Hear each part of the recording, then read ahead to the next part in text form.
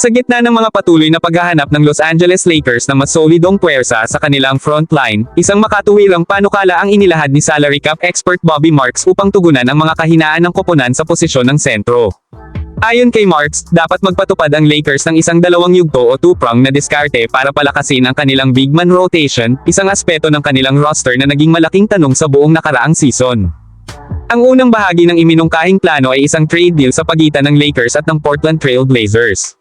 Sa panukalang ito, ipapadala ng Lakers sina Gabe Vincent, Jordan Goodwin, at isang second-round pick kapalit si Robert Williams, isang defensive-minded center na may reputasyon sa kanyang rim protection at mobility. Sa kabila ng sunod-sunod na injuries na tumama sa kanya sa nakaraang mga taon, nananatiling mataas ang kanyang upside at maaaring magbigay ng matibay na tulong sa depensa ng Lakers, lalong-lalo na kung ipapartner siya sa mas matatag na front-court rotation. Ang pagkakaroon ng isang atleta tulad ni Williams ay maaaring maging game changer sa schemes ni Coach JJ Redick, lalo na kung isa sa alang-alang ang defensive identity na nais buuin ng bagong coaching staff ng Lakers. Kasunod ng naturang trade, ang ikalawang bahagi ng plano ay ang paggamit ng Lakers ng kanilang mid-level exception upang pirmahan si Brook Lopez, isang veteranong bigman at dating NBA champion mula sa Milwaukee Bucks.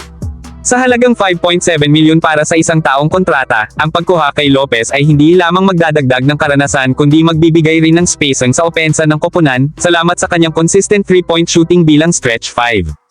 Bukod pa rito, si Lopez ay isa ring solidong rim protector, kaya't maaaring sabayan sa loob si Luka Doncic upang mas mapanatili ang depensa ng Lakers kahit wala ang huli sa loob ng court. Ang kombinasyon ni Williams at Lopez ay maaaring magbigay ng isang bihirang balanse, isang athletic at batang sentro sa katauhan ni Williams na kayang sumabay sa mas mabilis na laro, at isang maalam at maaasahang veterano kay Lopez na kayang magbigay ng shooting at leadership sa locker room.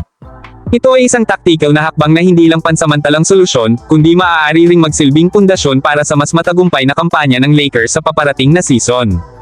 Ang tanong na kailangang sagutin ng Lakers management sa puntong ito ay simpleng ngunit mabigat, handa ba silang isakripisyo ang ilang assets, gaya ni Vincent at Goodwin, upang makuha ang defensive value ni Williams? At handa ba silang ipagkatiwala ang mid-level exception sa isang veteranong tulad ni Lopez sa kabila ng kanyang edad at mileage? Ngunit kung pagbabatayan ang pangangailangan ng koponan at ang hinahanap nilang immediate impact, malinaw na may bigat ang mungkahing ito.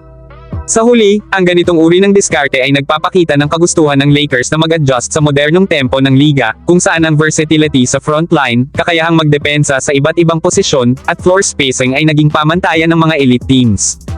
Kung maisa sa katuparan ng planong ito, hindi malayong muling mapabilang ang Lakers sa mga contender sa Western Conference. Ngunit gaya ng lahat ng off-season rumors, ang lahat ng ito ay nananatiling spekulasyon, ngunit isang spekulasyon na may logika, estratehiya, at malinaw na intensyon, ang bumuo ng isang mas malalim, mas matibay, at mas handang koponan para sa darating na bagong season. E-comment na lang nyo ang inyong opinion kung may time po kayo at huwag po kalimutan mag-like at mag-subscribe sa channel para sa latest Lakers update. Maraming salamat po.